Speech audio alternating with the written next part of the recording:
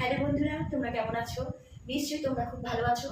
আর তোমাদের ভালোবাসায় আমি খুব ভালো আছি। রেসিপি সব মৌমিতায় আজ আমি তোমাদের জন্য নিয়ে এসেছি একটা খুব সুন্দর আইটেম, ফ্রাইড আইটেম। আইটেমের নাম পটেটো এগ লাচ্ছা ফ্রাই। তাহলে চলো শুরু করা যাক আজকের রেসিপি। বন্ধুরা, আমার আজকের রেসিপির জন্য যা যা লাগবে সেগুলো আগে আমি তোমাদের দেখিয়ে দিচ্ছি। এখানে নিয়েছি আমি আলু, আমি দুটো আলু কেটে নিয়েছি।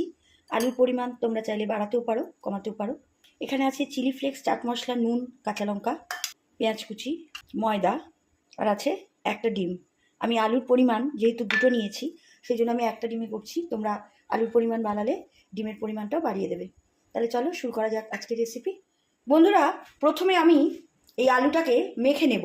আমি তোমাদের একটা জিনিস স্কিপ করে গেছি, ধনে পাতা।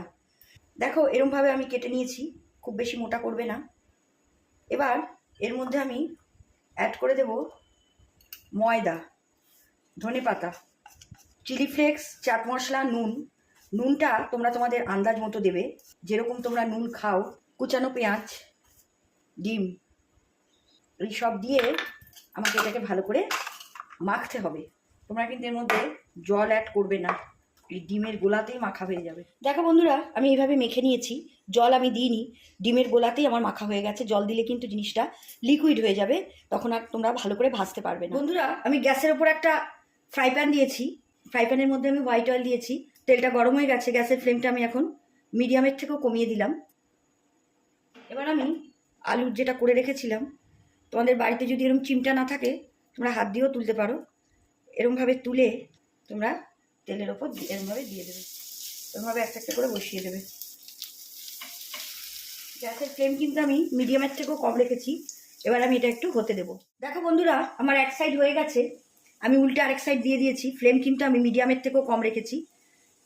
এবার এই সাইডটাও হবে, আর এর থেকে বেশি যদি হয় তাহলে পুড়ে যাবে, তাই এরকম ব্রাউন হয়েছে, আমি উল্টে দিয়েছি। কিন্তু ভেতরের আলুগুলো কিন্তু নরম হয়ে গেছে, আমি তোমাদের লাস্টে দেখিয়ে দেবো ভেঙে। দেখো বন্ধুরা, আমার এটা হয়ে গেছে। এই দেখো আলুগুলো সফট হয়ে গেছে, আর বেশি ভাজবো না। আমি এবার একটা একটা করে এখান থেকে তুলে নেব। ফ্লেম কিন্তু আমি একদমই মিডিয়ামে রেখেছি, মিডিয়ামের থেকেও কম আছে। বেশি বাড়ালে আলুগুলো কাঁচা থেকে যাবে, কিন্তু জিনিসটা হবে না। এখানে দেখো আলুগুলো সব সফট হয়ে গেছে, আমি তোমাদের পরে দেখিয়ে দেবো। দেখো বন্ধুরা, কি সুন্দরভাবে তৈরি হয়ে গেল আমার পটেটো এগ লাচ্ছা ফ্রাই। আমি তোমাদের একটা ভেঙে দেখাচ্ছি। ওপরটা ক্রিস্পি হয়েছে, আর ভেতরটা দেখো প্রত্যেকটা আলু কত সফট হয়ে গেছে। দেখো খুব বেশি ফ্রাই এগুলো হয় না, তাহলে পুড়ে যাবে। এটা খুবই টেস্টি একটা রেসিপি। আমি আশা করছি আমার আজকের রেসিপি তোমাদের ভালো লেগেছে। তোমরা ভালো থাকো, সুস্থ থাকো, এই কামনা করি।